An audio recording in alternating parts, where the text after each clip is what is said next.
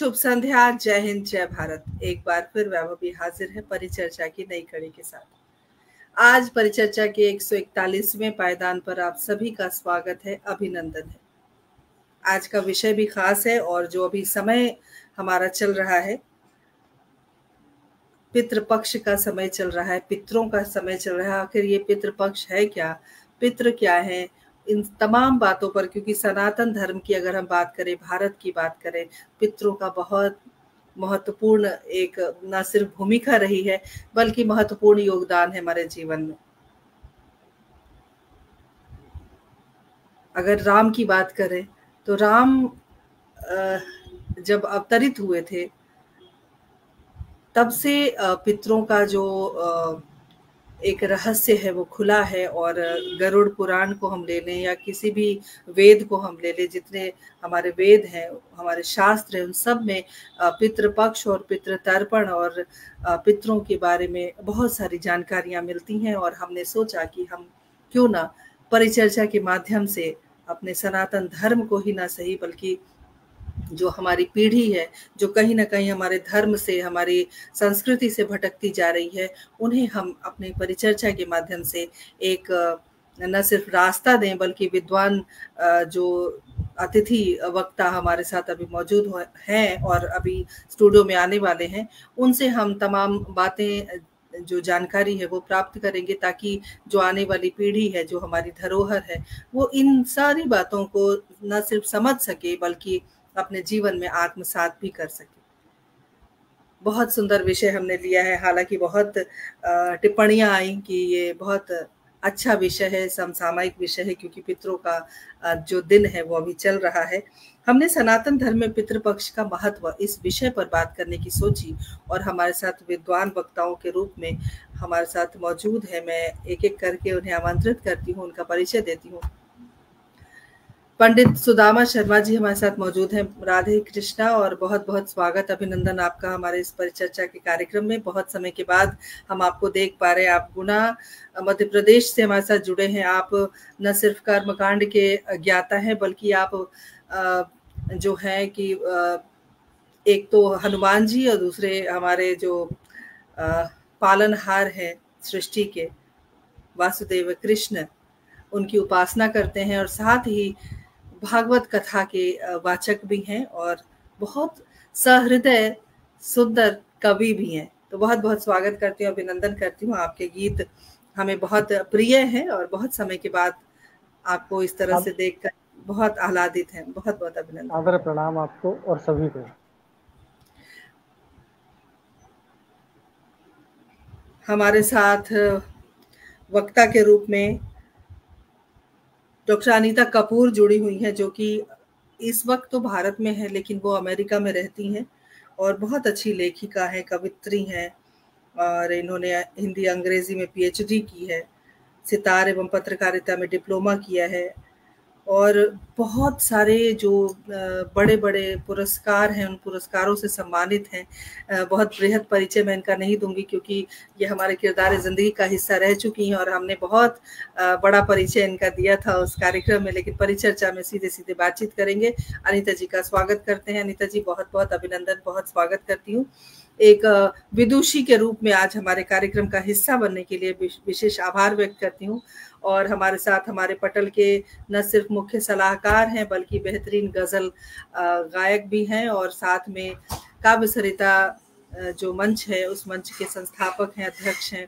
आपका बहुत बहुत अभिनंदन, स्वागत करती हूँ। और विषय हमने बहुत ही सब कहते हैं बहुत अच्छा लिया है क्योंकि समय वो चल रहा है, पितृपक्ष का समय चल रहा है।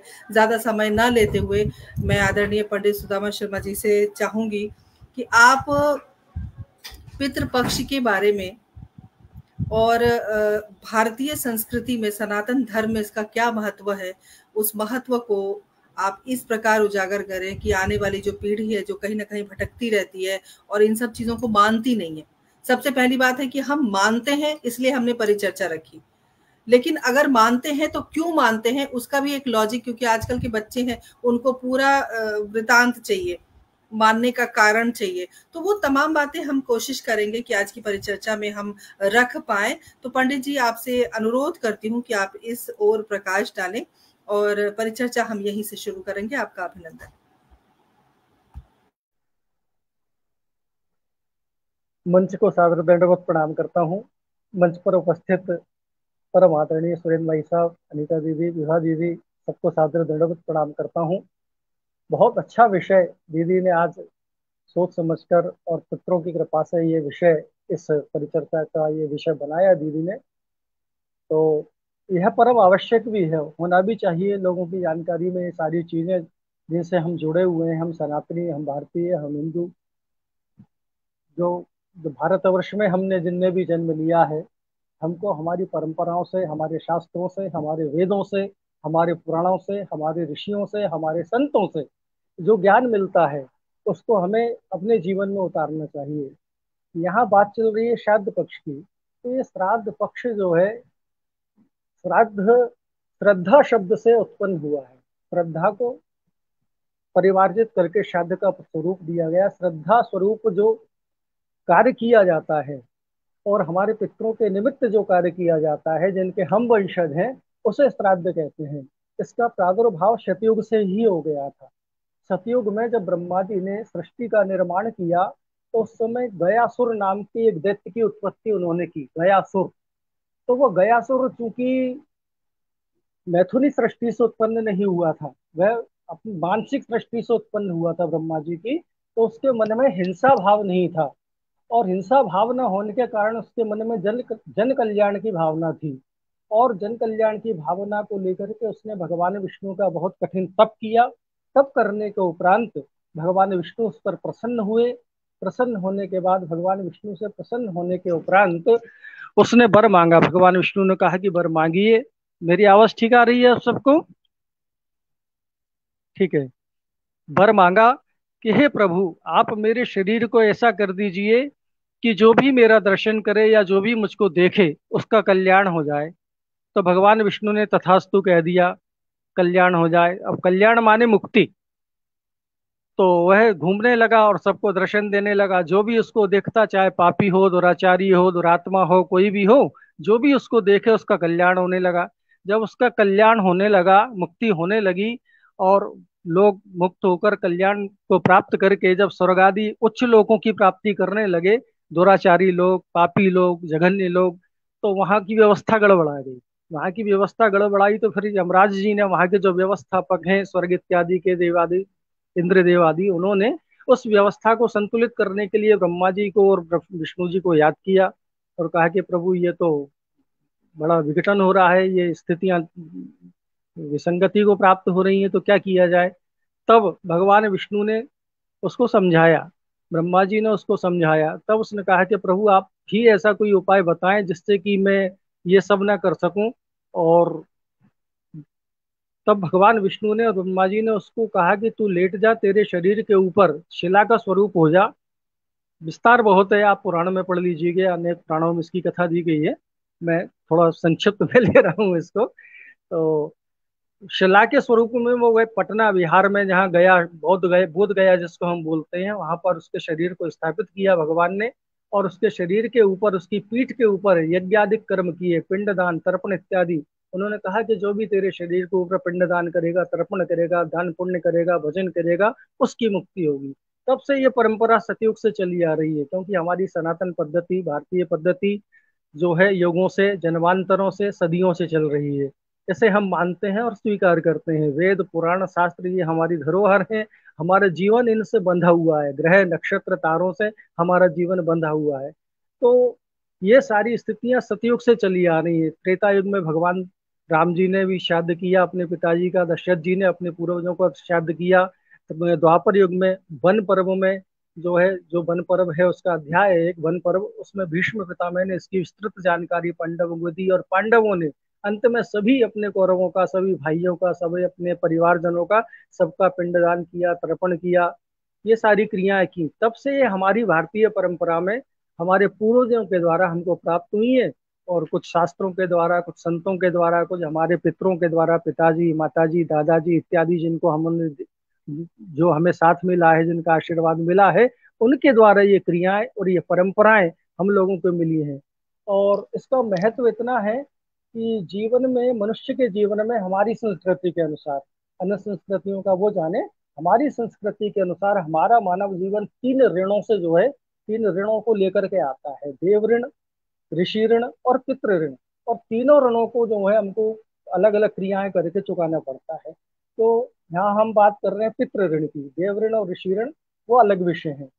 तो पितृ ऋण से मुक्ति प्राप्ति के लिए हम सनातनियों को, हम भारतीयों को, हमारे पितृ, हमारे पूर्वज, जिनकी हम देन हैं, जिनकी हम संतति हैं, हमको उनके निमित्त, उनके जाने के उपरांत जो क्रियाएं की जानी चाहिए, वेदोक्त, शास्त्रोक्त, पुराणोक्त जो क्रियाएं होती हैं, वर्ष पर्यंत होती हैं, पहले 3 दिन तक होती हैं, अंतिम क्रिया के बाद में उसी दिन से प्रारंभ हो जाती हैं, त्रयोदशी तक होती हैं, फिर मासिक होती हैं, फिर त्रैमासिक, 6 मासिक, वार्षिक इत्यादि ये सब क्रियाएं पूरी गरुड़ पुराण इत्यादि में इनका विस्तृत वर्णन है। प्रेत मंजरी इत्यादि जो साहित्य है उसमें इसका विस्तृत वर्णन वर्णन है। इसको पढ़ें तो हम समझेंगे कि क्या क्या क्रियाएं और कैसे कैसे की जाती हैं। इन क्रियाओं को हम यदि विधिवत करते हैं तो हमारे पितृ, हमारे पूर्वज प्रसन्न होकर के उच्च लोकों को प्राप्त होते हैं और वहां से हमें आशीर्वाद प्राप्त प्रदान करते हैं। उस आशीर्वाद के द्वारा हमारे जीवन में उन्नति होती है, शांति होती है, वैभव होता है, संपन्नता होती है, मान सम्मान प्रतिष्ठा इत्यादि हमें प्राप्त होते हैं। क्योंकि हम भौतिकवाद में, जो नई पीढ़ी जिसकी दीदी बात कर रही थी, जो नहीं मानते हैं, पढ़े लिखे लोग हैं, बहुत ज्यादा लग्जरी जिंदगी जो जीते हैं, धन वैभव इत्यादि में जो फंसे हुए हैं, मोह माया ममता इत्यादि में जो फंसे हुए हैं, वो इन चीजों को नहीं मानते। कुछ ढोंग मानते हैं, कुछ पाखंड मानते हैं, कुछ दिखावा मानते हैं। तो ये उनकी अल्पज्ञता है, ये उनका अल्प ज्ञान है। इसलिए उनको शास्त्रों का अध्ययन करना चाहिए, बुजुर्गों का सानिध्य प्राप्त करना चाहिए, संतों का संग करना चाहिए। उनसे ये सारी चीजें उन्हें मिलेंगी और उसका प्रभाव उनको जीवन में देखने को मिलेगा। तो इसलिए ये परम आवश्यक कर्म हो जाता है। और प्रत्येक भारतीय को, प्रत्येक सनातनी को ये श्राद्ध कर्म, ये वर्ष भर में 15-16 दिन हम लोगों को प्राप्त होते हैं। 14 तिथियां, पूर्णिमा और अमावस्या। इन तिथियों को उनके निमित्त, ऐसा शास्त्रों में उल्लेख है कि इन 15 दिनों में हमारे पूर्वज पृथ्वी पर आते हैं, भ्रमण करते हैं और अपने वंशजों को, अपनी संतानों को देखते हैं कि ये हमारे निमित्त क्या कर रहे हैं, क्या भजन कर रहे हैं, क्या पूजन कर रहे हैं, क्या तर्पण कर रहे हैं, क्या पिंडदान कर रहे हैं, गौ सेवा, संत सेवा, पक्षी सेवा, चींटी सेवा, मछली सेवा, कौन कौन सी सेवा कर रहे हैं। इन सेवाओं के माध्यम से ये प्रकार हैं जिनके द्वारा हम पितरों को प्रसन्न कर सकते हैं। तो ये क्रियाएं कर रहे हैं कि नहीं कर रहे हैं, जब वो देखते हैं कि ये क्रियाएं कर रहे हैं तो उनको प्रसन्नता होती है, उनको सम्मान, अन्य लोगों में सम्मान प्राप्त होता है। सम्मान प्राप्त होता है तो वे प्रसन्न होकर के हमको आशीर्वाद देते हैं, आशीर्वाद प्रदान करते हैं, जिससे हमारे जीवन में जो रुकावटें आती हैं, जो बाधाएं आती हैं, जो विसंगतियां आती हैं, जो कमियां आती हैं, वो दूर होती हैं। सीधा सा है। आगे आप पूछिएगा।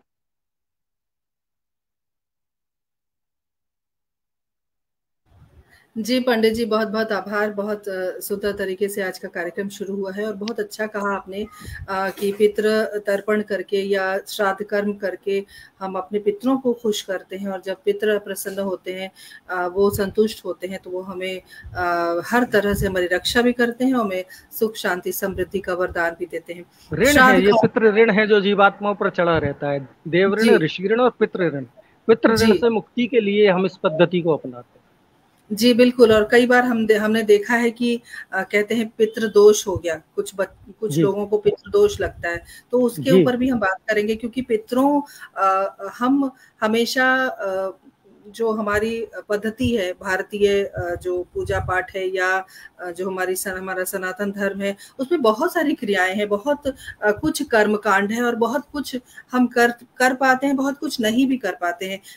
थोड़ी देर के लिए पटल के उस पार चलते हैं, फिर इस चर्चा को हम आगे बढ़ाएंगे। आदरणीय डॉक्टर पुष्पलता तनेजा जी जुड़ गई हमेशा की तरह, बहुत बहुत अभिनंदन करती हूँ। हमारे साथ मनोज कुमार जी जुड़ गए हैं, बहुत बहुत स्वागत, अभिनंदन।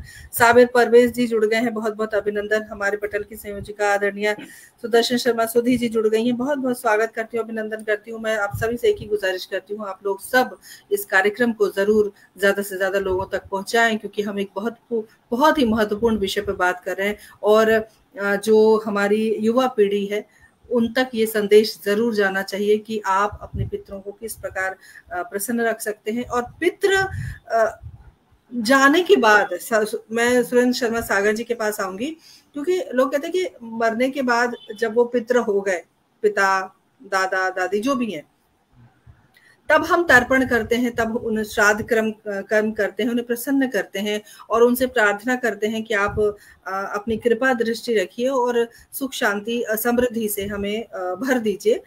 लेकिन क्या पितृ के होते हुए, क्योंकि पितृ मतलब माता पिता, वो जीवित हैं, वो हमारे साथ हैं, तब हमें वो कर्म जरूर करना चाहिए जिससे कि पितृ दोष बाद में ना लगे। आपके पितृ पहले ही तर जाए, बाद में तारने की क्या आवश्यकता है। सुरेंद्र भाई साहब से मैं चाहूंगी कि इस ओर आप थोड़ा सा हमारा जो है ध्यान बढ़ाएं और बताएं कि जब आप जीते जी अपने माता पिता को हर तरह से संतुष्ट कर दें, तब भी क्या पितृदोष लगेगा बाद में, या तब बाद में तर्पण ना भी कर पाए किसी भी कारणवश, लेकिन माता पिता का हमने श्रवण कुमार बन के उनका सारा सत्कार किया, सब कुछ किया, उस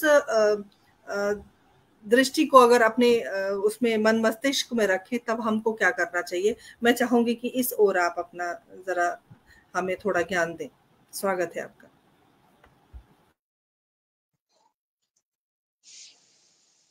सर्वप्रथम मैं हिंदी साहित्य संस्थान का पंजीकरण होने की बधाई देता हूं बहन विभा राज वैभवी जी को। और ये जो है पितृपक्ष चल रहा है, इसकी कई किंवदंतियां हैं, कहीं कहीं शास्त्रों में उल्लेख भी मिलता है।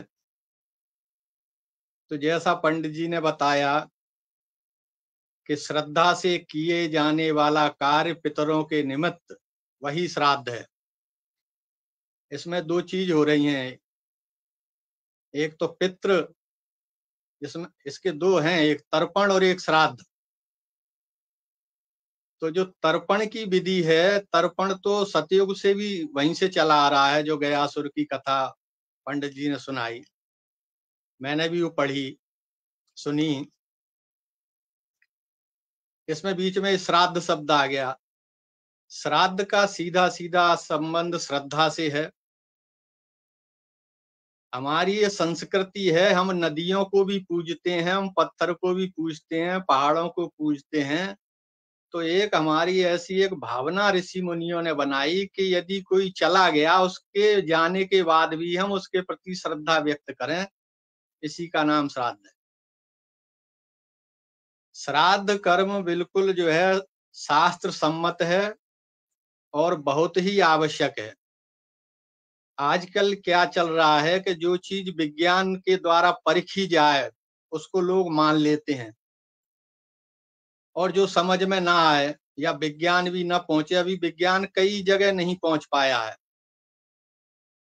रामचरितमानस में शास्त्रों में ऐसा उल्लेख है कि भगवान राम का बाण अपने लक्ष्य को भेद करके वापस आ जाता था।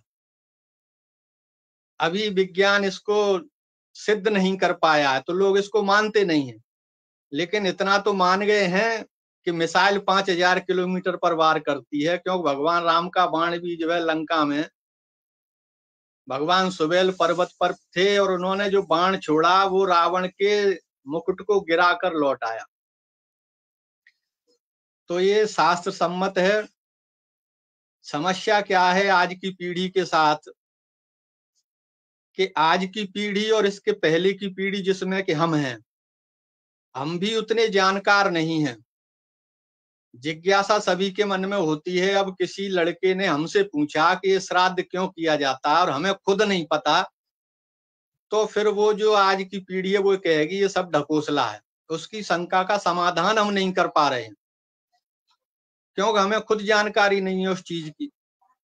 बाकी ये बहुत ही जरूरी है और इससे निश्चित रूप से पितृदोष का निर्माण होता है। पितृदोष पूर्व जन्म से भी आता है और इस जन्म में भी वो पितृदोष बन जाता है। यदि हम माता पिता वृद्धाश्रम में हैं या घर में कष्ट प्राप्त कर रहे हैं, तो भी पितृदोष का निर्माण होता है। मनुष्य मात्र के लिए शास्त्र में जो 3 ऋण हैं, देव ऋण, ऋषि ऋण और पितृ ऋण, इस पितृ ऋण के होने से यदि ये पितृ ऋण चढ़ा है तो मनुष्य का विकास रुक जाता है, उसकी संतति रुक जाती है, उसका सम्मान रुक जाता है। इसलिए श्राद्ध कर्म करने से ये पितृ ऋण कम हो जाता है। समाप्त तो शायद नहीं होता होगा, ये छाते का ही काम करता है, जो हम कराए हैं वो तो हमें भोगना ही पड़ेगा। अब लोग कहते हैं कि यहाँ पर पंडित जी खाएं और स्वर्ग में वो कैसे पहुंच जाता है,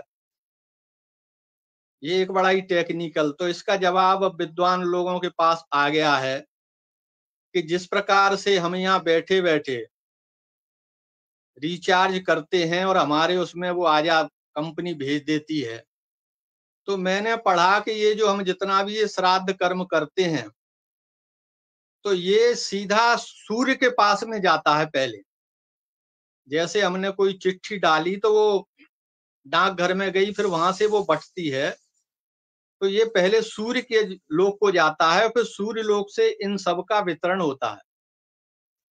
जहां जिस लोक में पितृ है, नरक में है, स्वर्ग में है, संतानक लोक में है, साकेत लोक में, बैकुंठ में, वहां से वो उसका भाग जो है पहुंचता है। तो ये इस तरीके से जिस तरह कंप्यूटर काम करता है, हमारा रिचार्ज हो रहा है, इसी तरह से हम यहाँ जो करते हैं वो जाकर के पितरों को चला जाता है। ये अब बात सामने आ गई है, जो अभी तक निरुत्तर थी कि कैसे संभव है कि यहाँ कोई कुछ करे और पितरों के पास चला जाए। दूसरी बात यह है कि इन श्राद्ध पक्ष में पितृ भी पृथ्वी पर आ जाते हैं 15 दिन के लिए।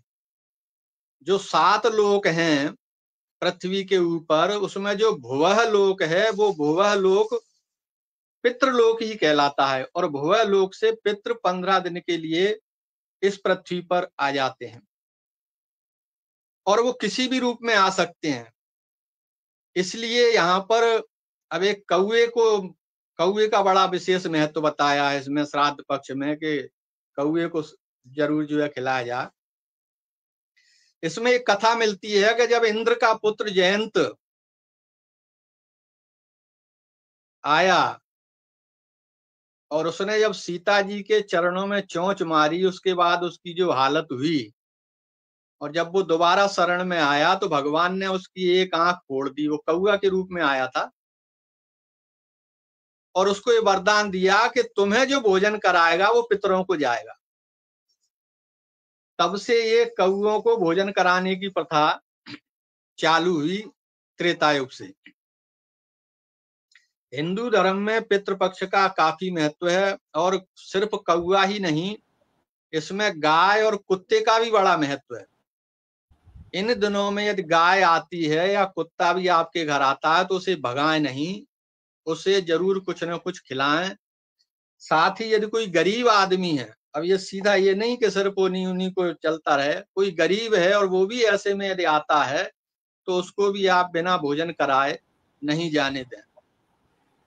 तीसरी बात ये आती है कि तर्पण जो था वो तो चल रहा था, लेकिन ये भोजन कहाँ से आ गया बीच में। इसके बारे में एक कथा मिलती है कर्ण की। द्वापर युग में कर्ण सोने का दान करता था प्रतिदिन, और जब वो मर करके गए तो वहां उनको सोना ही सोना जो है दे दिया। तो उन्होंने कहा भाई भोजन तो लाओ, खाएंगे क्या। बोले आपने भोजन तो दान दिया ही नहीं, अन्न दान तो किया ही नहीं, इसलिए आप तो सोना ही हैं, सोना ही खाओ। तब उसने जो है कहा कि मुझे आप 15 दिन के लिए पृथ्वी पर भेजो, तब मैं वापस आऊं। फिर 15 दिन जब वो आए तो उसने फिर ये श्राद्ध पक्ष जो 15 दिन का था उसमें उसने अन्न दान किया, और उसके प्रभाव से फिर उसको वहां पर अन्न की प्राप्ति हुई। अब इसमें एक प्रश्न और आता है कि अन्न ब्राह्मणों को ही क्यों खिलाए। आपके लिए एक प्रश्न और आया है, आप अपनी बात को खत्म करके इस प्रश्न का भी आप उत्तर दें कि यदि दूसरे धर्मों को छोड़ भी दिया जाए, तो मैंने ये सुदर्शन जी ने लिख के भेजा है कि तो मैंने कई हिंदू ऐसे देखे हैं जो पितृ पक्ष में श्राद्ध नहीं करते हैं, तो क्या उन्हें पितृदोष अवश्य लगता है, और अगर ऐसा होता है हमें तो ऐसा कुछ दिखता नहीं, वो बहुत वृद्धि को प्राप्त कर रहे हैं, सुख समृद्धि से युक्त है। तो ये भी एक, क्योंकि कौतूहल जो होता है व्यक्ति का, और खासकर आज की जो युवा पीढ़ी है उनके अंदर ये प्रश्न संभवतः, हालांकि सुदर्शन दीदी ने ये प्रश्न पूछा है, वो अपनी उम्र की एक गरिमा को प्राप्त कर चुकी हैं, लेकिन मुझे लगता है कि ये आज की पीढ़ी के लिए भी इस तरह के प्रश्न उनके मन में होते हैं। तो मैं चाहूंगी कि आप इसका भी उत्तर दें अपनी बात के साथ। जी बिल्कुल। कई लोग क्या हैं, 9 ग्रह हैं इस ब्रह्मांड में, और हम ये कहें कि मंगल कुछ नहीं होता, बुध कुछ नहीं होता, तो आप न माने, लेकिन वो तो अपना प्रभाव छोड़ेगा। और मैंने ये देखा है कि जब तक काम धंधा सही चल रहा है तब तक वो 9 ग्रहों को नहीं मानते, उसके बाद तो वो गांव के देवता को भी मानते हैं, भोपा को भी मानते हैं, तांत्रिक को भी मानते हैं। अच्छे अच्छे लोग तांत्रिकों के पास, पढ़े लिखे लोग अंत में जाते हैं। इसका एक क्रम है।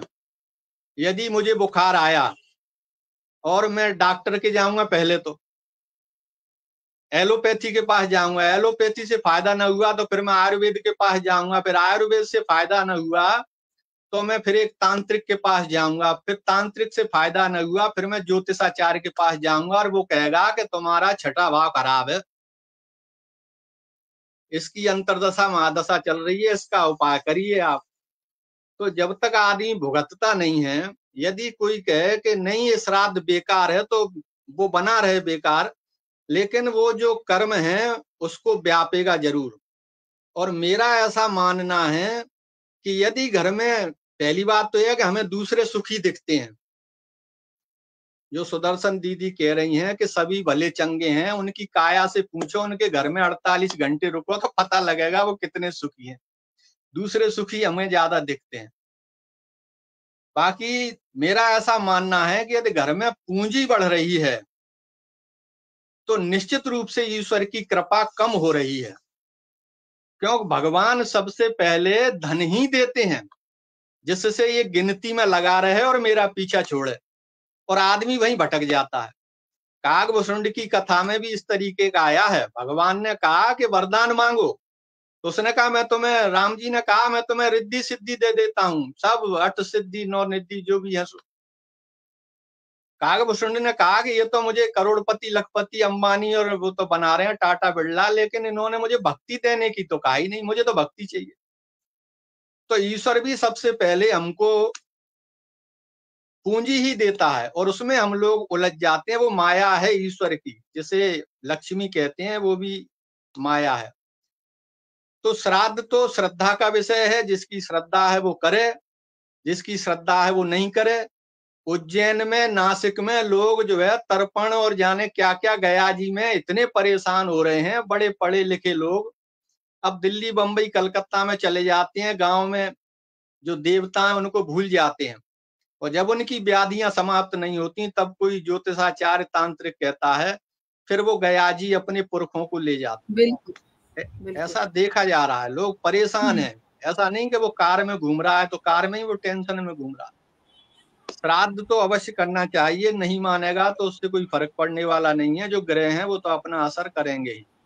बिल्कुल सही। यदि कोई व्यक्ति तर्पण और श्राद्ध नहीं करता है तो ऐसा उल्लेख है कि उसको पितरों का श्राप लगता है। कौए को एक और वरदान दिया है, कौआ कभी अपनी मौत नहीं मरता, कौआ अमर है, आपको पता होना चाहिए जी। कौआ दुर्घटना से ही मरता है, कौआ वैसे नहीं मरता है, क्योंकि सब भगवान ने इनको जो है वरदान दिए गए हैं। यदि घर में चींटियां निकल रही हैं तो उनको भी आप जो है इस पितृपक्ष में उनको आटा वगैरह, ये चींटी निकलना भी पितृपक्ष में शुभ माना जाता है। गाय आती है, यदि कौआ आपके मुड़ेर पर आता है, ये सारे जो है पितृपक्ष में शुभ माने जाते हैं, और किसी न किसी रूप में ये पितृ का ही रूप होता है। जो इनके वेश में आते हैं हम उनको पहचान नहीं पाते। जी बिल्कुल, बहुत सुंदर बात आपने कही। और थोड़ी देर के लिए मैं आपको यहाँ पर रोकना चाहती हूँ, क्योंकि पंडित जी को जाना है, क्योंकि इन इनकी अपनी व्यस्तता है। एक सवाल का जवाब आप पंडित जी दे दें, उसके बाद आप बेशक मैं भारी दिल से आपको कहूंगी कि भारी मन से कि आप विदा हों। हालांकि बहुत इच्छा थी कि आप पूरे समय हमारे साथ रहे। बहुत सारे दर्शक जुड़ गए हैं, उनका हम अभिवादन करते हैं। अनीता सेठी वर्मा जी हमारे साथ जुड़ गई हैं, बहुत बहुत स्वागत अभिनंदन करती हूँ। हमारे आदरणीय राजीव अग्रवाल जी जुड़ गए हैं, बहुत बहुत स्वागत अभिनंदन।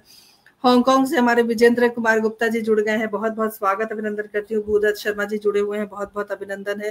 संजय जी लगातार बने हुए, सुदर्शन शर्मा सुधी जी लगातार बनी हुई है हमारे साथ। हांगकांग से 2 महानुभाव जुड़े हुए हैं, विशाल पांचोली जी जुड़े हुए हैं, बहुत बहुत अभिनंदन करती हूँ, स्वागत करती हूँ। हमारे साथ एक और नए श्रोता के रूप में आए डॉक्टर पिलकेंद्र अरोड़ा जी हमारे साथ जुड़े हुए हैं, बहुत बहुत अभिवादन करती हूँ, स्वागत अभिनंदन वंदन। और साथ में एक और महानुभाव जुड़े हैं जो शायद पहली बार हमारे पटल पर आए हैं। मैं देख पा रही हूँ, मैं चाहूंगी कि मैं जरूर उनका नाम लूं। बहुत सारे प्रश्न आ चुके हैं, उनका नाम मैं नहीं देख पा रही हूँ, अभी देखूंगी थोड़ी देर में। पंडित जी जाने से पहले एक प्रश्न का उत्तर दीजिए, वो प्रश्न बहुत महत्वपूर्ण है। और एक नवयुवक के मन में, अगर मान लीजिए विदेश में बैठे हैं, क्योंकि अनीता जी से बहुत सारी बातें करनी है और आधा घंटा बीत गया पता ही नहीं चला। विशाल पांचोली जी का एक प्रश्न है, और भाई साहब मैं थोड़ी देर में आपके पास आऊंगी। उनका प्रश्न है कि बैकुंठ और स्वर्ग में क्या अंतर है, और पितृ स्वर्ग में वास करते हैं या बैकुंठ में वास करते हैं, ये थोड़ा उनका कौतूहल है। और पितृ पक्ष में कहाँ वास करते हैं, वह बैकुंठ में करते हैं या फिर स्वर्ग में करते हैं, और आत्मज की क्या परिभाषा है, ये उनका प्रश्न है। मैं फ्लैश भी कर देती हूँ, आप देखें, ये प्रश्न है और इस प्रश्न का कौतूहल वश इनको उत्तर चाहिए। और हमारे साथ सुधा गुप्ता जी जुड़ गई हैं, अभिनंदन करती हूँ आपका। तो पंडित जी कहाँ रहते हैं, और मुझे लगता है कि ना बैकुंठ में ना स्वर्ग में, वो तो धरती पर आते हैं 15 दिन के लिए पितृ। पंडित जी क्या कहेंगे? 15 दिन के लिए धरती पर आते हैं, लेकिन अभी आदरणीय सुरेंद्र भाई साहब ने बताया था, सब लोगों के लोक अलग अलग होते हैं। भुवः लोक में पितृलोक निवास करते हैं, बैकुंठ अलग है, बैकुंठ में नारायण निवास करते हैं। स्वर्ग अलग है, स्वर्ग में इंद्रादिक देवता निवास करते हैं। और ये पितरों का जो भुवा लोक है, पितृलोक, जैसे पितृलोक भी कहते हैं, वहां पर ये निवास करते हैं। और फिर अपने कर्मानुसार जैसा जैसा जिसका कर्म होता है पितर का, उसके कर्मानुसार उसको अलग अलग लोकों में, 7 लोग धरती के नीचे हैं, 7 लोग धरती के ऊपर हैं, 14 लोग हैं। इन लोकों में अलग अलग स्थितियों के अनुसार, क्रियाओं के अनुसार, कर्मों के अनुसार उनको उन लोकों में भेजा जाता है। 28 प्रकार के नरक हैं, तो जिसकी जैसी गति, जैसी मति, जैसी क्रिया, जैसा कर्म, उसके हिसाब से उनको वहां पहुंचाया जाता है। उतने समय के लिए एक अवधि होती है कि इसने ये किया तो इतने समय के लिए इसको वहां रखा जाए, फिर वहां से वहां रखा जाए। ये पूरी प्रक्रिया है, पूरा विज्ञान है। जैसा धरती पर चलता है वैसे अन्य लोकों में भी चलता है। जैसा कि अभी भाई साहब ने बताया कि कर्ण का उदाहरण भाई साहब ने दिया महाभारत से, कि उसको स्वर्ग में जाके स्वर्ण खाने को मिला, अन्नदान नहीं किया था, तो ये फिर उसने आकर के उनसे समय मांगा और 15 दिन के लिए आकर के अन्नदान किया। तो इस तरह से ये क्रियाएं चलती हैं। इसको हम हमारी शास्त्रीय भाषा में, अपनी शास्त्रीय भाषा में, सनातनिक शास्त्रीय भाषा में इसको हम भगवान की लीला कह सकते हैं, भगवान का लीला विलास कह सकते हैं। भगवान का लीला विलास है जो चलता रहता है। तो ये उनके प्रश्न का उत्तर हो गया, अगर वे समझ सके तो। और जी, आत्मज की परिभाषा पूछी थी इन्होंने। आत्मज उससे कहते हैं जिसके द्वारा हम, जैसे मैं आत्मज हूँ अपने पिता का, मेरे पिता थे, उनके पिता के आत्मज, ये एक परंपरा है। दादाजी के द्वारा पिताजी, पिताजी के द्वारा पुत्र, पुत्र के द्वारा प्रपुत्र, ये एक आत्मज, मतलब जिसके द्वारा ये एक कुल है जो आगे बढ़ता चला जा रहा है, आगे बढ़ता चला जाए। आप एक कुल के हैं और कहते हैं कुल का दीपक आ गया, तो एक आत्मज के रूप में आप कुल के दीपक हैं। हाँ जी जी, जहां तक मैं समझ पा रही हूँ। जी बहुत बहुत आभार आपका पंडित जी, बहुत सुंदर जानकारी आपने दी है। अभी आप हमारे साथ बने रहिए। यदि आप अगर जाना चाहें तो भारी मन से मैं कहूंगी कि आप जाएं, लेकिन हमारी इच्छा नहीं है जाने की। अनीता जी ने एक प्रश्न पूछा है, मैं भाई साहब से चाहूंगी इसका उत्तर दे, उससे पहले मैं अनीता जी के पास आती हूँ। अनीता जी ने एक प्रश्न पूछा है, लेकिन अभी पटल पर जो अनीता जी हमारे साथ स्टूडियो में मौजूद है उनसे मैं बात करूंगी। अनीता जी, आपने ज्योतिष की भी कुछ पुस्तकें निकाली हैं, बहुत सारी पुस्तकें आपकी प्रकाशित हो चुकी है। आप अमेरिका में प्रवास करती हैं और भारतीय संस्कृति को न सिर्फ बढ़ावा देती हैं, आप हिंदी के लिए भी बहुत कार्य कर रही हैं और जनमानस से भी आप जुड़ी हुई हैं। तो अमेरिका, चूंकि भारतीय संस्कृति और पाश्चात्य संस्कृति में बहुत अंतर है, लेकिन चूंकि अब भारत जो है वो हर जगह, मतलब पूरे विश्व में भारत बसता है, तो वैसी परिस्थिति में अगर अमेरिका की मैं बात करूं, जहां आप रहती हैं, वहां पर श्राद्ध कर्म लोग करते हैं, या जो आज की पीढ़ी है, जैसे कि मैंने शुरू में कहा था कि आज की पीढ़ी उन सब चीजों को मानती है, या जब आप उस तरह के माहौल में वहां रहती हैं तो किस प्रकार आप अपने सनातन धर्म को बढ़ावा देती हैं, या पितृ पक्ष में जब आप वहां रहती हैं तो वहां का कैसा वातावरण होता है? अपनी दृष्टि को, अपनी नजर से हमें हमारा जो भारत है वो विदेशों में किस प्रकार है, मैं चाहूंगी कि वो आप बताएं हमारे दर्शकों को। बहुत बहुत आपका अभिनंदन है।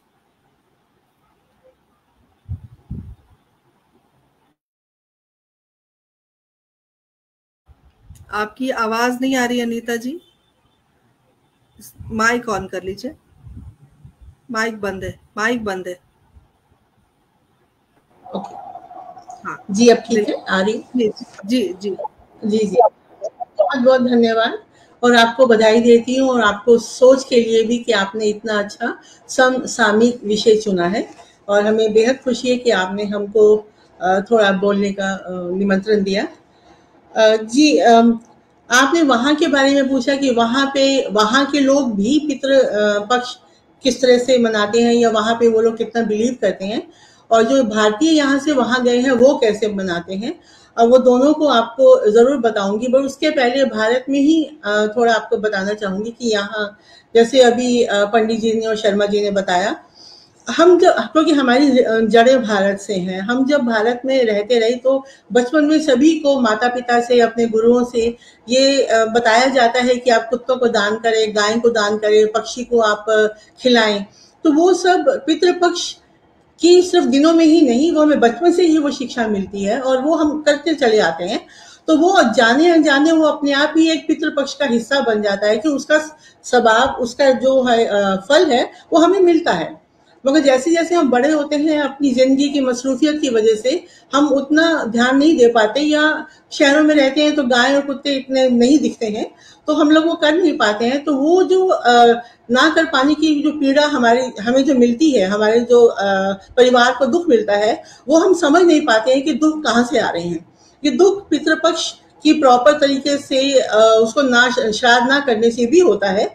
उसी के लिए हमारे पुराणों में, शिव पुराण या गरुड़ पुराण या हमारे सनातन धर्म में ये सब खास दिन नियुक्त किए गए हैं ऋषियों द्वारा। जैसे इसके बाद नवरात्र आएंगे तो नवरात्र के वो खास दिन हो गए। इसका मतलब ये नहीं कि हम बाकी साल में पूजा नहीं करते देवी की, वैसे ही श्राद्ध के भी वो दिन नियुक्त किए गए हैं। उन दिनों में विधि विधान से अगर हम करें तो हमें उसका ज्यादा फल मिलता है, और अपने बुजुर्गों का, अपने पितरों का हमें आशीर्वाद और शुभकामनाएं मिलती हैं, जिससे हमारे दुख कम होते हैं।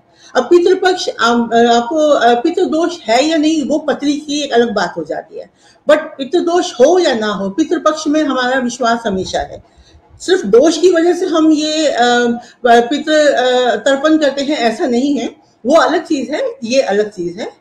तो वो दोष भी हमारी पत्री में क्यों आया? क्योंकि हमारे पूर्वजों ने कुछ ऐसा किया कि उनके पूर्वजों से उनको आया, उनसे हमको आया, तो ये एक अलग उसका विधि विधान है, अलग उसकी पूजा होती है। ये तो हम सभी के लिए करते हैं, अपने माता पिता सभी के जो जा चुके हैं उनके लिए करते हैं। और हर एक चीज का एक कारण होता है हमारे सनातन धर्म में। जैसे अब देख लीजिए, एकादशी की हम पूजा करते हैं, एकादशी का व्रत रखते हैं, पंडित जी जरूर जानते होंगे। तो उसमें हम चावल खाने को मना करते हैं। अब उसका भी एक कारण है कि हम चावल खाने को इसलिए मना करते हैं कि चावल जलीय उसमें आ जाता है, क्योंकि उसको पैदा करने के लिए बहुत जल देना पड़ता है, और जल का जो ताल्लुक है वो चंद्रमा से है, चंद्रमा का ताल्लुक हमारे मन से है। क्योंकि हम मन को कंट्रोल करने के लिए एकादशी का व्रत रखते हैं, तो अगर हम चावल खा लेंगे, उसका जो जलीय तत्व है वो हमारी कोशिकाओं को असर करेगा, तो हमारा मन विचलित होगा, और जिस कारण से हमने व्रत रखा है वो पूरा नहीं हो पाएगा। बहुत अच्छी बात अनीता जी, बहुत अच्छी बात आपने कही, और तमाम सुधी श्रोताओं को बताना चाहती हूँ कि हमारा जो सनातन धर्म है वो वैज्ञानिक तौर पर पुष्टि किया हुआ है। वो आपने अभी कहा वो वैज्ञानिक रूप से पुष्टि है उसकी, तो हम अलग नहीं है, विज्ञान से हमारा जो है धर्म वो अलग नहीं है, कहीं ना कहीं जो एक तार है वो जुड़ा हुआ है। अनीता जी आप अपनी बात रखिए। बिल्कुल, हमारे जो ये पुराणों में सब बातें लिखी गई हैं ये बिल्कुल किसी आधार पे लिखी गई हैं, बहुत पहले से। विज्ञान तो उसे अब तक करके साबित कर रहा है कि हमारा जो धर्म है वो सब सही है, हमारी जो प्रथाएं हैं वो सब सही हैं। क्योंकि चावल की बात कर रही हूँ तो उसमें चंद्र किरणें उसके शरीर से जब प्रवेश करती हैं तो जलीय अंश के कारण जो है हमारा जो मन में विक्षेप पैदा होता है, इसलिए चावल खाने को मना किया जाता है। और हमें अपने पितरों से आशीर्वाद और हमें शुभकामना मिले उसके लिए श्राद्ध किया जाता है। अब बात यह आती है कि अगर हम पितृ श्राद्ध और तर्पण के वैदिक स्वरूप को देखें तो सत्य को ग्रहण किया जाए उसको श्रद्धा, और जो जो श्रद्धा से सेवा रूप कर्म किए जाए उसका नाम श्राद्ध है। अब जिस जिस कर्म से तृप्त अर्थात विद्यमान माता आदि पितृ प्रसन्न किए जाए उसका नाम तर्पण है। स्पष्ट है कि श्रद्धा से सेवा कर पितरों को तृप्त करना ही श्राद्ध और तर्पण कहलाता है। अब प्रश्न ये उठता है कि हम पितृ किसे कहते हैं? जिनकी सेवा द्वारा श्राद्ध और तर्पण किया जा सके उसे हम पितृ कहते हैं। और पितृ 5 होते हैं, एक तो जन्म देने वाले माता पिता, एक उपनयन की दीक्षा देने वाले हमारे आचार्य, विद्या पढ़ाने वाले हमारे गुरु, अन्न देने वाला और हमारी सुरक्षा करने वाला। अब अगर हम थोड़ी सी अपने विचार रखें और इसको बहुत अंदर जाके सोचें, अपनी बुद्धि लगाएं, तो ये 5 ही जीवित पितृ हैं, ठीक है? तो ना कि ये मृतक पितृ नहीं है, ये जीवित हैं।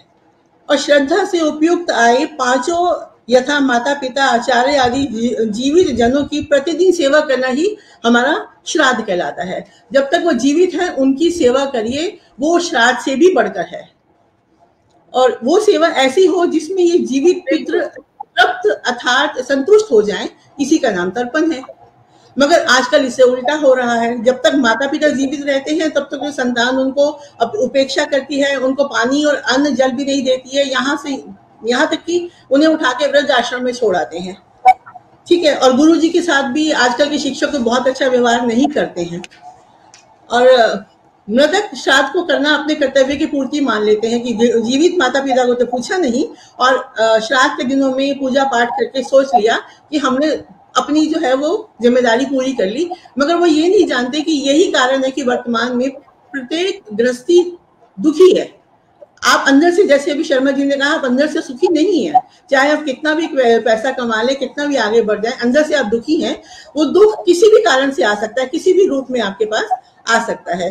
तो ये सब हमें नहीं करना चाहिए। हमें अपने जीवित माता पिता को उनकी सेवा करनी चाहिए, ना कि उनको वृद्धाश्रम में छोड़ देना चाहिए। और हमारे हिंदू धर्म में तो ये परंपरा रही है कि हमारा संयुक्त परिवार हमेशा रहा है। माता पिता को वृद्धाश्रम में छोड़ने की परंपरा तो अभी कह सकती हूँ कि स्वार्थ की वजह से बच्चे कर रहे हैं, या उनके ऊपर विदेशी असर आता है, क्योंकि वो ये नहीं जानते कि वहां पर जी अनीता जी, हम यही जानना चाहते हैं कि जो विदेशी असर की आपने बात की, तो भारतीय परंपरा का क्या असर है विदेश में? विदेश की परंपरा का असर हम पर हो रहा है, लेकिन हमारी परंपरा का वहाँ क्या असर हो रहा है, और श्राद्ध के बारे में वहाँ के लोग क्या समझते हैं, या जो भारतीय वहाँ बस गए हैं वो किस प्रकार करते हैं? मैं चाहूंगी कि उसके बारे में बताएं, क्योंकि हमारे पास समय कम है। जी, हम उसी पर आ रहे थे कि वहां पर जो भारतीय रहते हैं, क्योंकि विदेशी का असर हो रहा है तो वो यहाँ हो रहा है ना, और वहां जाकर भी उन पर जो असर हो रहा है, वहां जाकर भी बहुत से ऐसे अपवाद मिलेंगे कि माता पिता को यहाँ से ले जाते हैं और वहां जाकर उन्हें उनके पेपर्स पर साइन करके पासपोर्ट गायब कर देते हैं, प्रॉपर्टी इंडिया में बेच देते हैं और उन्हें वहां पर वृद्धाश्रम में छोड़ आते हैं। और वहां के रहमो कर्म पे वो वहां पे जीवित रहते हैं, और दिखावे के लिए वो फिर वहां जाकर श्राद्ध करते हैं। अब श्राद्ध करने के लिए तो वहां पर भी पंडित हैं, मंदिर हैं, वहां पर भी श्राद्ध बकायदा किए जाते हैं। कोई घर में करना चाहे तो घर में ब्राह्मण बुलाए जाते हैं। वो परंपरा वो वहां निवाह करते हैं। क्या वो दिखावे के लिए करते हैं? ये सवाल हमने कई बार उन लोगों से पूछा है कि पेरेंट्स को तो आपने वृद्धाश्रम छोड़ दिया और उनके बाद आप ये सब कर रहे हैं, तो आपको पहले ही उनको अपने साथ रख के उनकी सेवा करनी चाहिए थी, क्योंकि उनकी वजह से आप यहाँ आज पहुंचे हैं। तो ये एक जो हमारी मानसिकता है ना, वहां जाकर उन्हीं के हिसाब से रहना और साथ में अपने धर्म कर्म को भी निभा कर दिखाना समाज को, वो पाखंड है। वो वहां पर ऐसे बहुत से अभी नवयुग कर रहे हैं जिनको हम वहां जाके बताते हैं, समझाते हैं, और टाइम टू टाइम वहां पर हमारी इस तरह की व्याख्यान होते हैं जिनसे हम बताते हैं कि इनका असली मकसद क्या है। ठीक है, अब हमारे यहाँ तो जो श्राद्ध रहते हैं वो 15 दिन के रहते हैं, 17 तारीख से 2 अक्टूबर तक हैं। वहां पर अमेरिका में जो श्राद्ध होता है वो एक ही दिन होता है, उनका फिक्स डे है 31 अक्टूबर, जिसको वो हैलोवीन कहते हैं। अब हैलोवीन वहां के रहने वाले जो लोग हैं वो अपने हिसाब से मनाते हैं, वो उनका श्राद्ध होता है अपने पितरों के लिए। बट हमारे यहाँ से गए हुए युवा हैलोवीन को मनाना ज्यादा पसंद करेंगे क्योंकि वो एक फैंसी टाइप उनका हो जाता है, और अपने प्रॉपर तरीके से श्राद्ध अभी तक जो हमारी पीढ़ी तक के लोग हैं वो तो कर रहे हैं, बट अभी जो युवा लोग हैं उनका ध्यान अभी वहां से हट रहा है। क्योंकि जैसे अभी बात हुई थी कि जब वो पैसा, भगवान जो है उनको भटका देता है पैसा कमाने में, तो उनका ध्यान भी भट जाता है पैसा कमाने में, और वहाँ की विदेशी जो लाइफस्टाइल है उसमें वो इतने डूब जाते हैं कि अपने धर्म से दूर होने लगे थे बीच में। मगर अब वापिस आती हूँ इस बात पर कि अभी जब दुखों से बाहर निकल के मीडियम वर्ग की जो पीढ़ी है, जिनके छोटे बच्चे हैं, वो वापिस संस्कारों को अमेरिका में ला रहे हैं। पहले तो जब चले गए तो वो लोग भटक गए। अब जो वहां की जो बच्चे वहां पैदा हुए हैं, अब वहां पर देखिए यहाँ से ज्यादा वहां पे सारे संस्कार किए जाते हैं। श्राद्ध हो, तर्पण हो, या दिवाली हो, या कोई भी ऐसा त्योहार हो, नवरात्रे हो, वहां जिस तरीके से मनाया जाता है, भारत में तो लगता है कि यहाँ तो होता ही है, बट वहां जाकर भी इस जोश से और पूरे प्रॉपर तरीके से वहां पर सारे वार त्योहार, ये श्राद्ध वगैरह सब किए जाते हैं। तो वो चीजें वापिस वहां भी आ रही हैं। सिर्फ ये था कि हम लोग को समझाने की वहां पर जरूरत पड़ती है टाइम टू टाइम। एक हम ही नहीं, हमारे जैसे और भी लोग जो अपने सनातन धर्म को वहां तक ले जाना चाहते हैं और आगे बढ़ाना चाहते हैं, वो सभी मंदिरों में और कम्युनिटीज में जाकर इस पर बात करते हैं, डेट्स बताते हैं, सबको आगाह करते हैं, सबको बताते हैं कि इस तारीख से शुरू हो रहे हैं और ये कार्यक्रम यहाँ होंगे, और पेरेंट्स अपने बच्चों को लेकर आते हैं ताकि वो अपना कल्चर वहां पर सीख सके। और इसके अलावा वहां पर वो 2 कल्चर सीख रहे हैं, एक तो अपने भारत का और एक वहां का भी। वहां भी हैलोवीन मनाई जाती है तो बच्चे उसमें भी पूरा भाग लेते हैं। अगर वक्त हो तो आपको हैलोवीन के बारे में बता सकती हूँ, नहीं तो जी अभी थोड़ी कुछ प्रश्न और हमारे पास है अनीता जी, उस प्रश्न को हम ले लें। इससे पहले भारतेंद्र सिंह जी हमारे साथ जुड़े हुए हैं, अभिनंदन करती हूँ। सुनील कुमार जी हमारे साथ जुड़े हुए हैं, बहुत बहुत स्वागत, अभिनंदन करती हूँ। हमारे साथ डॉक्टर विनीता साहनी जुड़ी हुई हैं, बहुत बहुत अभिनंदन है, स्वागत है। विशाल जी लगातार हमारे साथ बने हुए हैं, आप सभी का स्वागत है। किन्हीं का माइक, अनीता जी आप अपना माइक एक बार बंद कर लीजिए। सुधा गुप्ता जी हमारे साथ जुड़ी हुई हैं, अभिनंदन करती हूँ, स्वागत करती हूँ। और एक अनीता सेठी जी ने एक प्रश्न पूछा है, कुछ प्रश्न है, मैं चाहूंगी कि इस प्रश्न का जरूर हम उत्तर दें, क्योंकि कार्यक्रम ही हमने इसलिए रखा है कि हम जो भ्रांतियां हैं समाज में श्राद्ध को लेकर और जो जिज्ञासा है उनको हम शांत कर सकें और भ्रांतियों को हटा सकें। मैं ढूंढ रही हूँ, प्रश्न हो गया, इतने सारे कमेंट आए हैं। जी अनीता जी ने प्रश्न पूछा है, अगर अमावस्या का श्राद्ध किया जाए तो क्या सभी का श्राद्ध हो जाता है, ऐसा मान ले? क्योंकि वो तो विसर्जन की तिथि है, अमावस्या 15 दिन। सुरेंद्र शर्मा सागर जी, मैं आपसे जानना चाहती हूँ, क्या अमावस्या को हम श्राद्ध करें तो सारे पितरों की जो तृप्ति है उसको मान सकते हैं? जी ऐसा लेख है कि जिनको अपने पूर्वजों की डेट ऑफ डेथ पता नहीं है तो वो अमावस्या के दिन श्राद्ध कर सकते हैं, तो वो माना जाएगा एक दिन उनके लिए अमावस्या का निर्धारित किया गया है। वैसे तो यदि मालूम है तो उसी तिथि में श्राद्ध होना चाहिए, लेकिन हिंदू धर्म में एक बहुत बड़ी ये खासियत है कि इसमें बड़ा ही लचीलापन है, किस तरीके से भी करो लेकिन करो, ये है। और उसके बावजूद भी यदि हम नहीं कर रहे हैं तो हम जैसा दुर्भाग्यशाली कोई नहीं है जो इस बेहतरीन धर्म में पैदा होकर के सनातन धर्म में और बिल्कुल एक दूसरे पद्धति को अपना रहे हैं, तो ये हमारा दुर्भाग्य है। यहाँ बहुत लचीलापन है। जी, बहुत सही कहा आपने, लचीलापन की बात कही। पंचोपचार पूजा जिसको कहते हैं, आप धूप, दीप, तुलसी और बाकी चीज़ों से आप पूजा करते हैं। एक पूरी वृहत पूजा होती है जिसमें घंटे 2 घंटे लगते हैं। तो दोनों तरह की जो पूजा की व्यवस्था है वो हमारे सनातन धर्म में है। हम पंचोपचार पूजा भी करते हैं और उससे भगवान ज़रूर प्रसन्न होते हैं, क्योंकि हम अगर हृदय से पुकारते हैं ईश्वर को या पितृ को, वे स्वयं आते हैं। और अगर मैं अपनी बात करूँ, चूंकि मैं भी कुछ कहना चाहती हूँ, मैं अगर अपनी बात करूं तो साक्षात पितृ अगर मैं कहूं तो उनका जो वरद हस्त है वो सदैव हमारे सिर पर रहता है। हम किसी भी मुसीबत में अगर होते हैं तो हम स्वतः उस मुसीबत से बाहर निकलते हैं, और एक अलग अलौकिक ऊर्जा होती है जो हमें हमेशा जो बुराई है और बाकी चीजें हैं उनसे हमेशा हमें बचा कर रखती है। ये मेरा अपना अनुभव है। और एक प्रश्न आया है, विशाल पांचोली जी ने एक प्रश्न और पूछा है, उनका कौतूहल अभी शांत नहीं हुआ। हांगकांग में बैठे हैं, जाहिर सी बात है विदेश में बैठे हैं तो कौतूहल होगा उनके मन में। उन्होंने लिखा है कि श्राद्ध शास्त्रों में कहाँ बताए गए हैं? मैं भी एक ब्राह्मण हूँ, बहुत, परंतु वैकुंठ प्राप्ति के बाद श्राद्ध की आवश्यकता होती है क्या? एक क्वेश्चन मार्क है, ये जानना चाहते हैं। अब इसका उत्तर सुरेंद्र भाई साहब मैं चाहूंगी आप दें, और भी 2-4 प्रश्न है उसको हम देखेंगे। सुरेंद्र भाई साहब कौतूहल शांत करें जरा।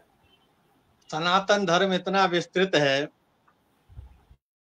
इसमें पूरा जीवन गुजर जाए। या दोनों ने इन्होंने पूछा है कि श्राद्ध का कहाँ उल्लेख है। इसका अग्नि पुराण में पूरी पद्धति है इसकी, श्राद्ध की।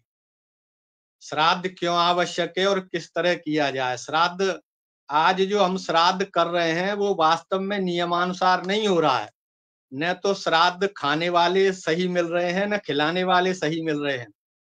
श्राद्ध का नियम है कि 12 बजे मध्याह्न में श्राद्ध काल माना गया है। और आज तो स्थिति ये है कि पंडित जी को ऑफिस जाना है तो वो 9 बजे ही भोजन करके जा रहे हैं।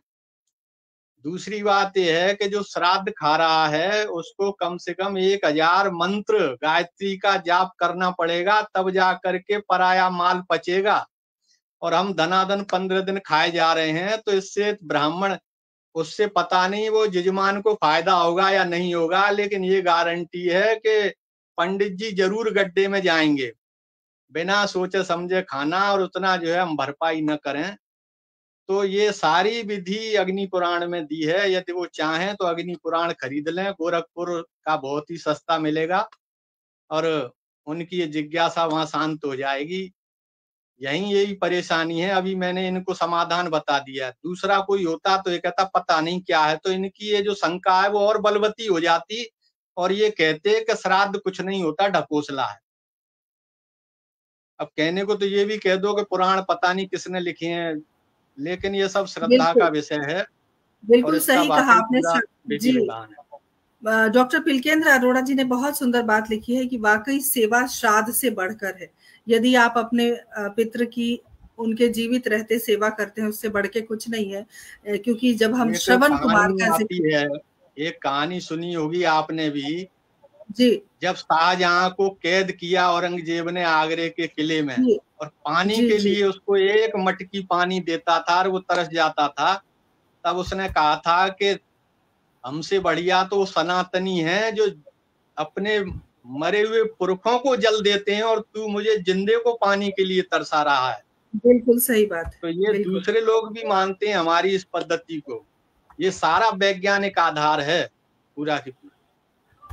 बिल्कुल, बिल्कुल सही कहा आपने। और इस तरह के जो प्रश्न आते हैं, ये संभवतः जो कौतूहल है लोगों के मन में, जो दर्शक श्रोता हमारे साथ जुड़े हुए हैं, कहीं न कहीं एक जिज्ञासा मन में पनपती है, और तब हमें लगता है कि हमने जो विषय चुना है वो सार्थक विषय है, क्योंकि लोग जानना चाहते हैं इन सब चीज़ों के बारे में। क्योंकि कई बार क्या होता है, जैसे कि मैंने कहा था, भ्रांतियाँ हैं। आपने कहा कि जब आप श्राद्ध करते हैं या पंडित भोजन करते हैं तो उनको बहुत इतना गायत्री मंत्र का जाप करना चाहिए, और ये सब चीजें कितने लोग करते हैं कितने नहीं करते हैं, इस विषय पर तो हम नहीं जाएंगे।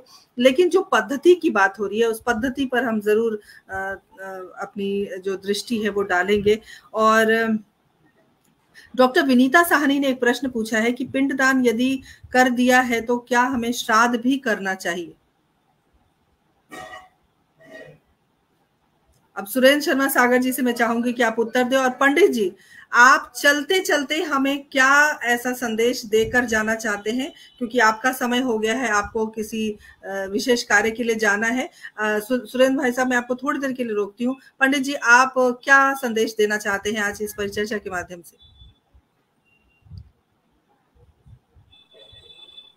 मेरा निवेदन तो यही है दीदी कि इस परिचर्चा के माध्यम से जो लोग भी देख रहे हैं, सुन रहे हैं, समझ रहे हैं, वो यथासंभव हो सके तो अपनी भ्रांतियों को दूर करें और अपनी संतति को, अपने आने वाली पीढ़ियों को इसके विषय में बतलाएं, समझाएं, हमारी भारतीय संस्कृति और हमारी परंपराओं के बारे में समझाएं। अभी एक ताजा समाचार अभी इसी हफ्ते में मेरे पास में आया, शायद पक्ष में ही, जापान की एक महिला तोमोगा मुशिगा द्वारा बिहार में 2 वर्ष रह करके उसने पीएचडी किया है केवल श्राद्ध के ऊपर। जापान के मीफू शहर से हैं और अभी उनका फोटो भी आया था और उनका वो पेपर में उसका समाचार था, तो वो किसी ने मेरे को भेजा था। तो उन्होंने पूरा 20 महीने रहकर वहाँ रिसर्च किया, पीएचडी किया और फिर वहां जाकर उनके यहाँ भी एक परंपरा होती है जिसे कहते हैं सेंजोफ्यू। वो वहाँ की एक पद्धति है जापान की, जो अपने श्राद्ध कर्म से मिलती जुलती है। उससे वो प्रभावित होकर भारत आई कि भारत में भी ऐसा कुछ होता है। बिहार गई, पटना गई, वहाँ 20 महीने 24 महीने रुकी और पूरा रिसर्च किया और फिर उसके ऊपर उन्होंने पुस्तकें भी लिखी और उसका प्रभावित होकर प्रचार प्रसार भी किया।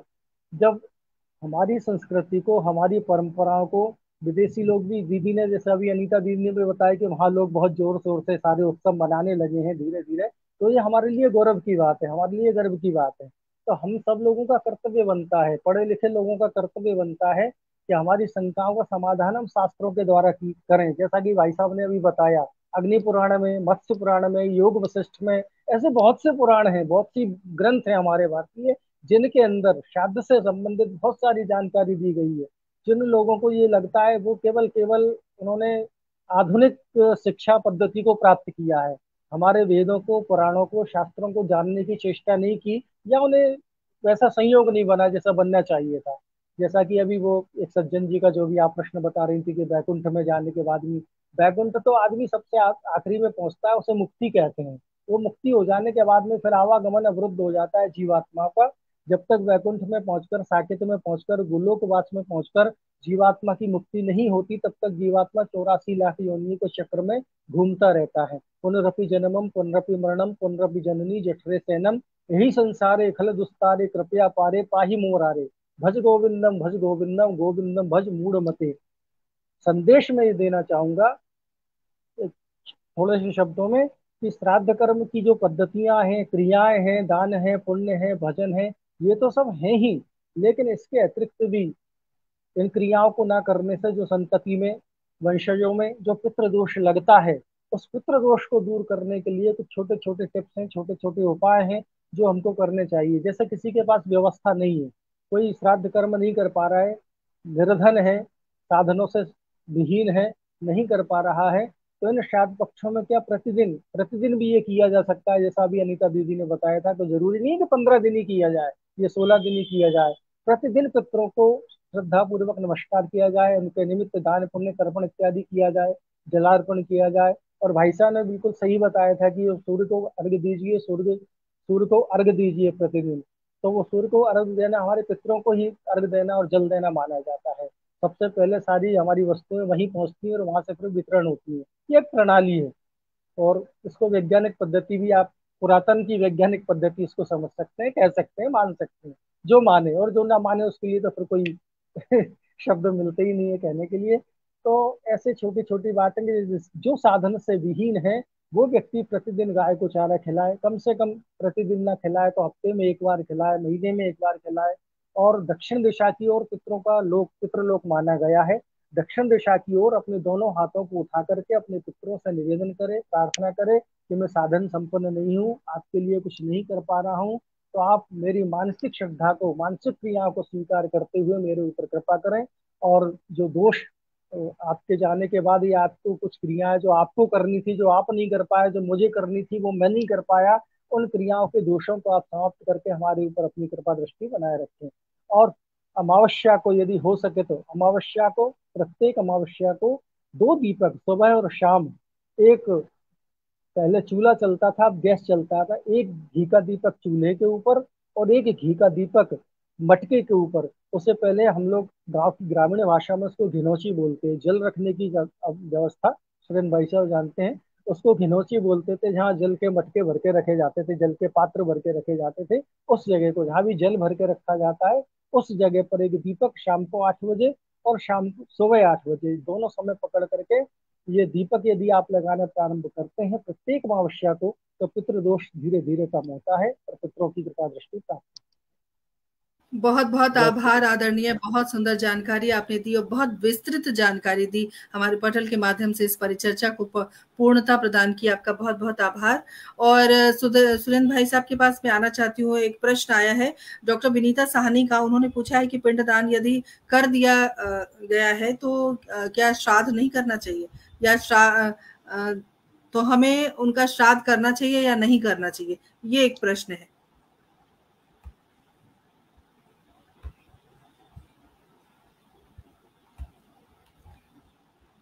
लगता है संपर्क टूट गया है सुरेंद्र भाई साहब के साथ। अनीता जी आप ने बहुत सुंदर बात कही और थोड़ा और हम आपसे सुनना चाहते थे। आपने कहा कि आप एक दायित्व, सुरेंद्र भाई साहब लगता है हमारे साथ आ गए। सुरेंद्र भाई साहब, आप मुझे सुन पा रहे हैं?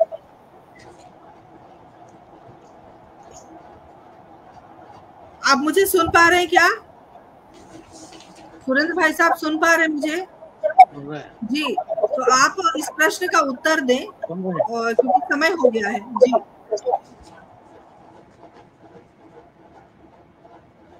जी, ये भी एक गलतफहमी है हम लोगों में।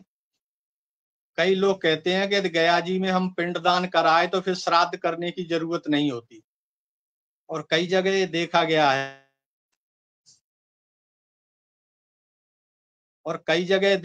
है कि वो गए, श्राद्ध किया, वहां 10-15 दिन रहे, 8 दिन रहे, और उसके बाद वो टोटल बंद कर देते हैं अगली साल।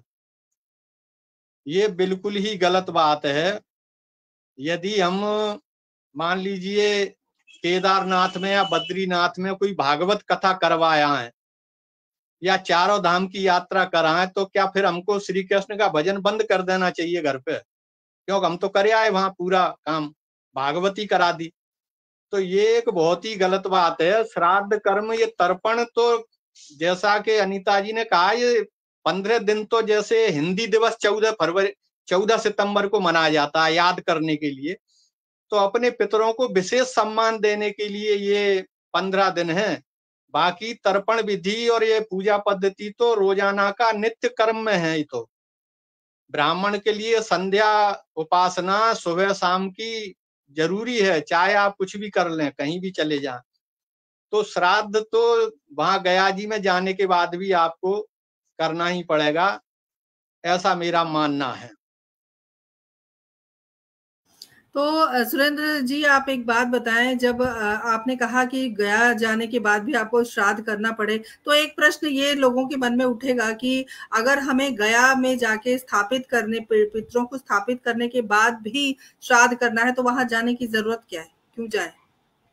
हाँ, ये भी है। ये सब क्या है, ये तर्क नहीं है, असल में कुतर्क हैं। और जैसे हमने कोरोना का इंजेक्शन लगवाया, फिर सरकार ने कहा कि बूस्टर भी लगवाइए आप। जब लगवा लिया तो बूस्टर की क्या जरूरत थी? तो ये गया एक ऐसा स्थान है कि जहाँ पे ये कर्म करने से कुछ विशेष फल की प्राप्ति होती है, कुछ पितरों की और उन्नति होती होगी निश्चित रूप से, लेकिन आपको वो श्राद्ध कर्म तो आपको करने ही पड़ेंगे जब तक हम जीवित हैं। यदि हमने श्राद्ध बंद कर दिए तो फिर हमारी पीढ़ी हमारा नहीं करेगी। जबकि हम गया में अपने पूर्वजों को छोड़ के आए हैं, और हम जब जाएंगे तो हमारी पीढ़ी तो हमको छोड़ के आई नहीं है, तो हमारा भी नहीं करेगी। इसलिए वो तो पद्धति चलती रहना चाहिए। ये संस्कार है जो आगे तक जाए तो बढ़िया ही है। जी, बहुत अच्छी बात कही आपने। पंडित जी, एक प्रश्न अब अचानक से आ गया है, इसका उत्तर देकर आप जाएंगे। और अनीता जी, आपसे कुछ बात करनी है। हमें विदेशों में समयानुसार राहु काल का समय और अंतराल जो होता है वो पता नहीं चल पाता है, क्योंकि यहाँ का जो समय है, विदेश का समय है, उसमें बहुत अंतर होता है। तो इससे कैसे छुटकारा पाया जाए? कैसे हम राहु काल को कैसे समझ पाएंगे? भारतीय समय और विदेश के समय में अंतर होता है, कैसे होगा? वैसे ये आजकल टेक्नोलॉजी के द्वारा संभव हो गया है। ये अपना जो मोबाइल हम लोग चलाते हैं, मोबाइल में आजकल ये पंचांग आता है। पंचांग में राहु काल निकालिए, राहु काल को वहाँ के टाइम से सेट करिए आप और निकाल लीजिए, वो कीजिए। इसमें कोई विशेष वैसा वो बहुत नहीं है। बढ़िया, बहुत प्रत्येक सुंदर। दिन का अलग अलग राहु काल होता है। बार के जी, हिसाब से सोमवार का ये, मंगलवार का ये, बुधवार का ये, इतने से इतने बजे तक 1-1.5 घंटे का रहता है। वो 1-1.5 घंटे का समय रहता है। उस घंटे को आप पहले भारतीय समय निकालिए, उस समय पंडित वहाँ जी, का क्या चलते चलते चलते चलते वहाँ एक प्रश्न और आ गया है। उस जी प्रश्न का भी आप उत्तर आप देकर जाइए, क्योंकि ये जो कौतूहल है वो शांत जी होने का नाम नहीं लेता, क्योंकि ये बहुत महत्वपूर्ण विषय है। हर व्यक्ति जानना वो चाहता है श्राद्ध के बारे में, जी अपने पितरों के बारे में। लेकिन इस प्रश्न को लेने से पहले मैं तमाम सुधी श्रोताओं को एक विशेष जानकारी देना चाहती हूँ कि हिंदी साहित्य संस्थान अब ट्रस्ट में पंजीकृत हो चुका है, और अब हम एक और पायदान, एक अलग ऊर्जा के साथ हम काम करेंगे। और आप सबकी दुआओं का असर है, आप सबके प्रार्थनाओं का असर है, आप सबके सहयोग का असर है जो हम ये कर पाए हैं। सुमित पोद्दार जी हमारे साथ जुड़े हैं। उन्होंने लिखा है, प्रश्न पूछा है कि परिवार में जितने भाई हैं सबको अलग अलग श्राद्ध करना चाहिए या सिर्फ बड़े भाई को? ये बहुत महत्वपूर्ण यदि प्रश्न है। जी, जी महत्वपूर्ण प्रश्न है। बिल्कुल, इसका समाधान ये है कि यदि सामूहिक रूप से एक साथ वो रह रहे हैं, पूरा परिवार एक साथ रह रहा है, तो एक ही जगह श्राद्ध होगा। और अलग अलग रह रहे हैं सबको अलग अलग श्राद्ध, सबको अलग अलग करना पड़ेगा। यदि या ऐसा पूरा हो सकता परिवार, है कि अलग अलग भाई, मतलब अलग अलग परिवार में लोग रह रहे हैं, अलग अलग घर में रह रहे हैं, लेकिन श्राद्ध के वक्त इकट्ठे होकर श्राद्ध करें, ऐसा भी हो सकता है? ये संभव है, ये हो सकता है, ये विकल्प है, उसको कर सकते इसको बिल्कुल। कर सकते अनीता जी, इसमें। आपके पास चलती हूँ। बहुत बहुत आभार आदरणीय। आपके पास चलती हूँ। आपने श्राद्ध तो विदेशों की बात की। श्राद्ध जी, तो श्राद्ध तो एक जगह हो सकता है, लेकिन जलदान या तर्पण जिसे कहते हैं वो तो सभी भाइयों को अलग अलग ही करना पड़ेगा, अलग क्योंकि वो जल अलग का अलग रह तर्पण, रहे हैं। जी बिल्कुल। और तर्पण की मैं बात सहमत होती हूँ है माइका तो जी। वो तर्पण हम जल से, तिल से, जौ से और अ, कुश गंगा जल, कुश का प्रयोग करते हैं। जी, कुश का गंगा प्रयोग जल, करते कुश, हैं। अक्षत, और हमारे पिताजी तो दुग्ध मिश्रित जल, ये जी, पूरा एक पूरा वो पात्र बनता है। एक कांसे का खीरा भी पात्र हो, रखते तांबे थे। का पात्र हो। जी, जी हमारे पिताजी खीरा भी रखते थे, खीरे को रख के करते थे तर्पण। खैर, ये तो बात हो गई, और बहुत बहुत आभार आप सभी का।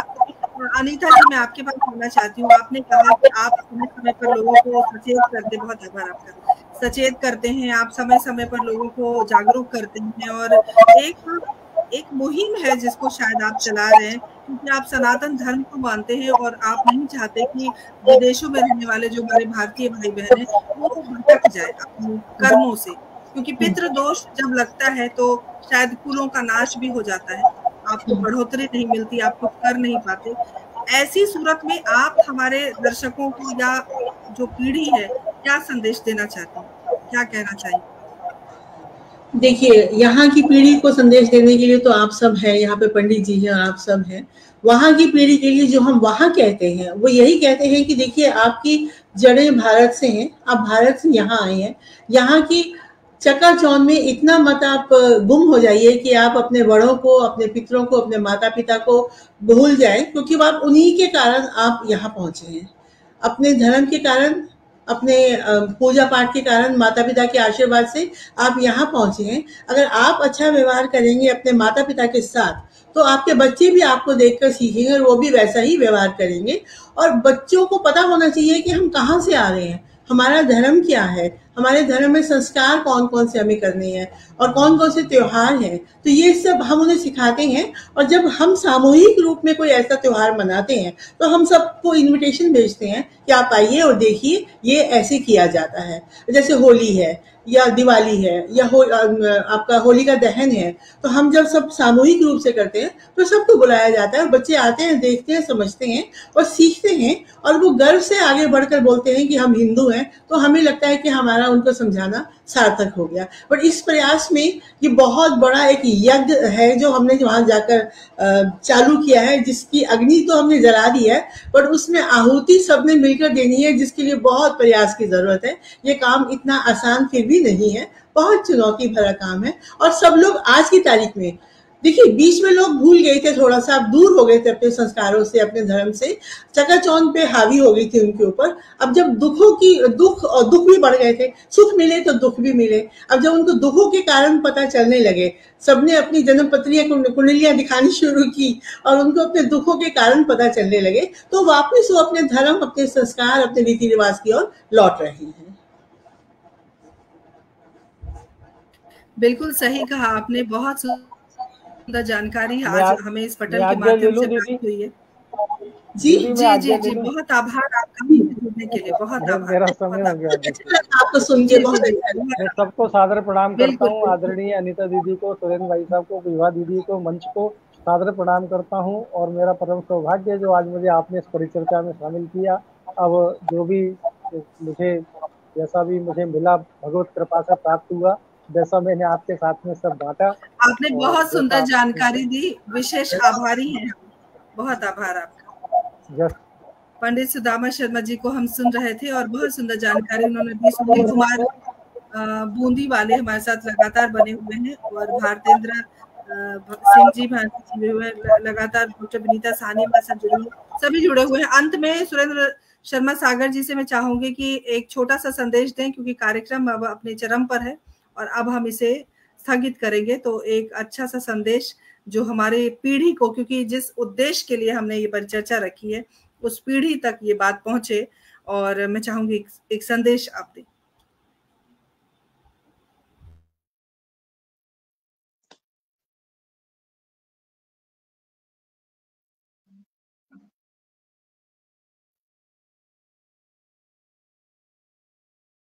हेलो जी जी, आ रही है, आवाज आ रही है।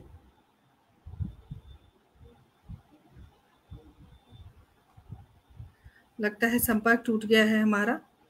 और सभी का विशेष आभार व्यक्त करती हूँ, क्योंकि मैं हमेशा कहती हूँ कि आप हैं तो हम हैं। आपके कारण ही हमारा ये कार्यक्रम इतना बढ़िया 3 साल हो गए, 3 साल से लगातार हम इस कार्यक्रम को चला रहे हैं और अब पंजीकृत भी हो गया है। तो जो हमारी संस्थान है वो पंजीकृत हो चुकी है, तो नई ऊर्जा के साथ हम और काम करेंगे। सुरेंद्र भाई साहब, आप दोबारा से हमारे साथ जुड़ गए हैं, तो चलते चलते क्या संदेश देंगे आप? मेरा संदेश यही है कि जो पुरानी रीतियां चली आ रही हैं सनातन धर्म में, वो ऋषि मुनियों ने वैज्ञानिक आधार पर बनाई हैं। भले ही हमें उसके बारे में ज्यादा पता न हो, लेकिन इतना हमें अपने पूर्वजों पर विश्वास करना चाहिए और जो रीति बनी है, जो प्रथाएं बनी हैं, उनका पालन करें। श्राद्ध पक्ष बहुत जरूरी है, इससे कुछ न हो, लेकिन एक मेल मिलाप तो 15 दिन बढ़ता ही है कम से कम, तो इसको मानने में कोई हर्ज नहीं है। रोजाना भोजन करते हैं, उसमें यदि किसी 2 आदमी को और बुला करके भोजन करा दिया जाए, गाय को भोजन करा दिया जाए, कौओं को करा दिया जाए, तो ये सब लोक कल्याण की भावना है। यदि आप उसको वैज्ञानिक आधार पर न भी माने, तो भी मानवीय आधार पर इस प्रथा को चलाया जाना बहुत बेहद जरूरी है। श्राद्ध बहुत ही जरूरी है। बहुत बढ़िया, बहुत सुंदर जानकारी आपने दी। श्राद्ध बहुत जरूरी है और हमने जो विषय रखा कि श्राद्ध की क्या महत्ता है, क्या महत्व है हमारे सनातन धर्म में, तो आज पंडित सुदामा शर्मा जी ने, अनीता कपूर जी ने, अनीता कपूर जी आप ने एक अलग बात रखी, और जिस तरीके से आपने कहा कि आप एक संदेश भी देते हैं, आप लोगों को सिखाते भी हैं, लोगों को बताते हैं, जागरूक करते हैं, ये भी एक पुण्य का काम है जो आप कर रही हैं, अपने धर्म से जोड़ने का, धर्म से लोगों को शिक्षा देने का, जागरूक करने का। ये बहुत ही पुण्य का काम है और इस पुण्य के काम में आपको बढ़ोतरी मिले, बहुत सारी शुभकामनाएं मैं आपको देती हूँ। और राकेश द्विवेदी जी चलते चलते हमसे जुड़े हैं, आपका सभी का विशेष आभार व्यक्त करती हूँ। सुरेंद्र शर्मा सागर जी जो हमारे पटल के मुख्य सलाहकार भी हैं, और चूंकि सनातन धर्म को बहुत पूजने वाले, मानने वाले, और हम सब मानते हैं और हम सब चाहते हैं कि हम हर उस त्योहार को, हर उस रीति रिवाज को जो हमारे सनातन धर्म में है, उन सब को हम उतना ही महत्व दें, और महत्व हम न दें, सिर्फ हमारी पीढ़ी दे, क्योंकि हमारे जाने के बाद इस धर्म को आगे वही लेकर जाएंगे। तो उन तक ये संदेश पहुंचे, ये वीडियो पहुंचे, आप सभी जरूर शेयर करें। और आप सभी का विशेष आभार। अगली बार नई परिचर्चा के साथ। अनीता जी बहुत बहुत आभार। सुरेंद्र शर्मा सागर जी बहुत आभार व्यक्त करती हूँ। और इसी तरह बने रहिए, खुश रहिए, पितरों को प्रसन्न रखिए, जो आपके साथ हैं उन्हें भी प्रसन्न रखिए, और जो नहीं है उन्हें भी प्रसन्न रखिए। आप स्वयं प्रसन्न रहिए। बहुत बहुत आप सभी का अभिवादन और शुभ रात्रि। जय हिंद, जय भारत।